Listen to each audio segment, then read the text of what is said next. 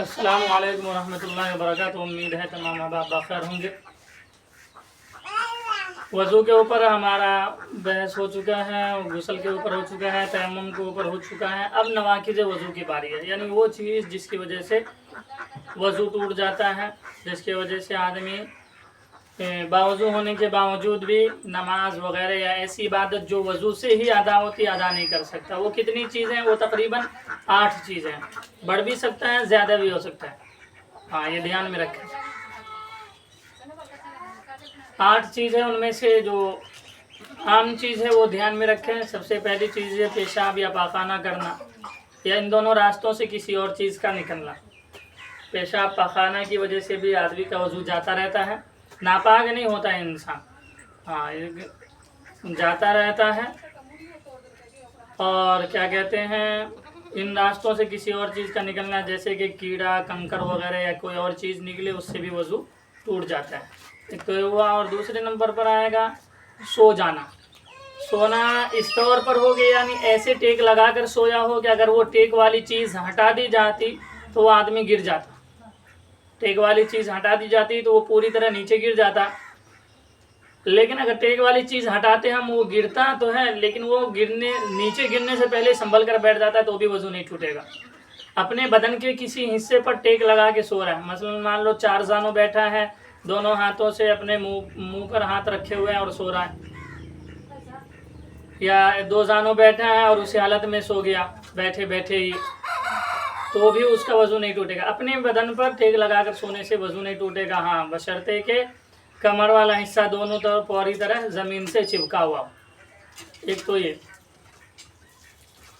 اور لیٹ کر سو گیا، چاہے چت لیٹا ہو، کروٹ سے لیٹا ہو، کسی بھی طریقے سے لیٹا ہو، اگر نیند آ گئی تو اس کا وضو جاتا رہے گا، اگرچہ تھوڑی دیر کے لیے ہی کیوں نہ ہو، تو بھی وضو ٹوٹ جائے گا۔ اور اس کے بعد آتا ہے ہمارا منہ بھر کے کیا کرنا۔ منہ بھر کے کبھی کیا تھوڑی بھی ہوتی ہے، کبھی زیادہ بھی ہوتی ہے۔ اگر منہ بھر کر کیا ہو گئی تو بھی وضو ٹوٹ جائے گا، اور اگر نماز کے اندر منہ بھر کر کیا ہوئی ہے تو نماز فاسد ہو جائے گی، دوبارہ سے وضو بنا کر نماز شروع کرنی پڑے گی، نماز ادا کرنی پڑے گی۔ باوضو تھا تو وضو ٹوٹ گیا، نیا وضو بنانا پڑے گا۔ بدن کے، اور چوتھے نمبر پر آپ آئے گا بدن کے کسی بھی مقام سے خون یا پیپ کا نکل کر بہہ جانا۔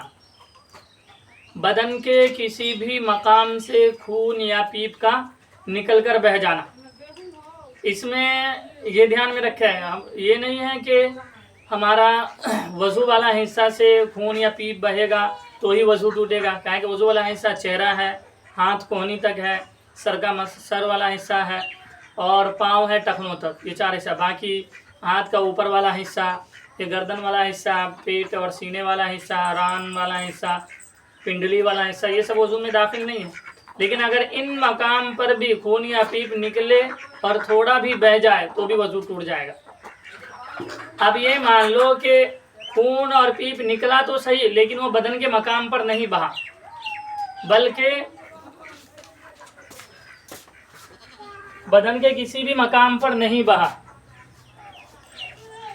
بلکہ اس کو انجیکشن میں، یا پھر وہ کپ وغیرہ جو ہوتا ہے جس سے ہم کیا کہتے ہیں پچنا وغیرہ لگاتے ہیں،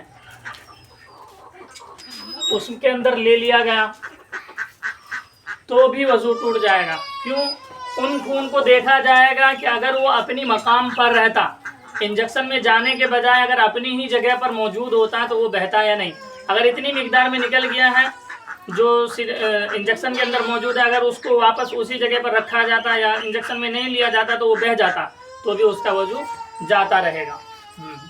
یعنی کسی بھی مقام سے جس کو غسل میں یا وضو میں دھونا فرض ہے، وہاں سے خون یا پیپ کا نکل کر بہہ جانا وضو کو توڑ دیتا ہے۔ منہ بھر کر کے کرنا ہو گیا۔ اب رکوع اور سجدے والی نماز میں بالغ آدمی کا کہا مارنا، ہم نے ابھی تک یہ پڑھا تھا کہ رکوع نماز میں کہا مار کر ہنسنا، اس سے وضو ٹوٹ جاتا ہے، لیکن اس کی تفصیل یہ ہے کہ رکوع اور سجدے والی نماز میں بالغ آدمی کا، چاہے لڑکا ہو یا لڑکی کوئی بھی، رکوع اور سجدے والی نماز میں بالغ آدمی کا کہا مار کر ہنسنا۔ نابالغ بچہ ہے، اگر وہ کہا مار کر ہنسے گا تو وضو نہیں ٹوٹے گا، रुकू और सजदे वाली नमाज कहा गया, अगर कोई आदमी जनाजे की नमाज में कह कहा मारे तो वजू नहीं टूटेगा। हाँ, नमाज टूट जाएगी, जनाजे की नमाज में अगर कह कहा मारे तो नमाज टूट जाएगी, वजू नहीं टूटेगा, क्योंकि वो रुकू और सजदे वाली नमाज नहीं है। इसी तरीके से कोई आदमी नशे में मस्त हो गया, नशे में इतना ज़्यादा मस्त हो गया कि वो उसका अपने बदन पर कंट्रोल ख़त्म हो गया, चलना फिरना भी सीधा से नहीं हो रहा, बहुत हवास बाफ्ता हो गया, दिमाग सेंटर पे ही नहीं रहा।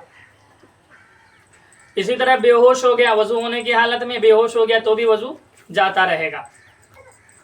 और ये 8 चीज़ें हुई। पागल हो जाना भी उसी में दाखिल है कि अगर कोई आदमी पागल हो जाए, वजू होने की हालत में पागल हो गया तो उसका वजू ख़त्म हो जाएगा। ये 8 चीज़ें हैं, इनको बराबर ध्यान से देख लें, इसको याद कर लेना है। नंबर 1 पर पेशाब पाखाना लेना है, इसकी तफसील वही है।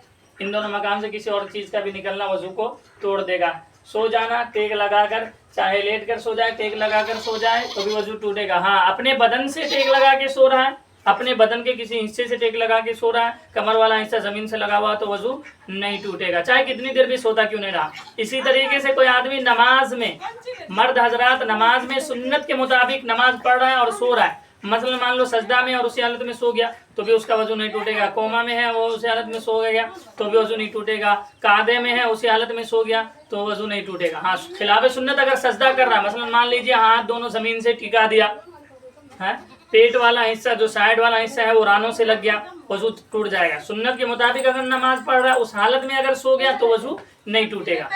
हाँ, औरतें अगर सुन्नत के मुताबिक नमाज पढ़ रही हो और वो सो जाए तो उनका वजू टूट जाएगा, क्योंकि औरतें ज़मीन से चिमट कर सजदा करते हैं, इस वजह से नमाज के अंदर सोने की वजह से सजदे की हालत में, सिर्फ सजदे की हालत में उनका वजू टूट जाएगा। बाकी नमाज के किसी हिस्से में अगर वो भी सो जाए तो उनका वजू नहीं टूटेगा।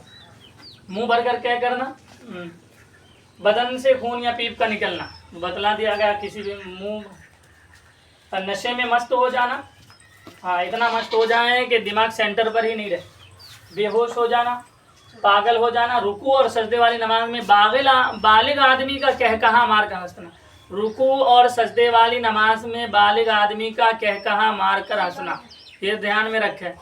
नाबालिग आदमी अगर रुकू और सजदे वाली नमाज में कहकहा मार रहा है तो उसका वजू नहीं टूटेगा, नमाज टूट जाती है। खैर नाबालिग पर शरीय अहकाम लाजिम नहीं होते, लेकिन अगर बालिग आदमी वो जनाजे की नमाज में कहकहा मार कर हंस देता है तो उसका वजू नहीं टूटेगा, हाँ नमाज टूट जाएगी। ध्यान में रखें, सही से समझें, बार बार देखें सुनें, और जितना ज़्यादा हो सके उतना ज़्यादा अपने दोस्त अहबाब तक भी इस वीडियो को पहुंचाएं, ताकि वो भी अपने आराम से वजू के नवाकी से वजू सीख सके और उस पर अमल कर सके।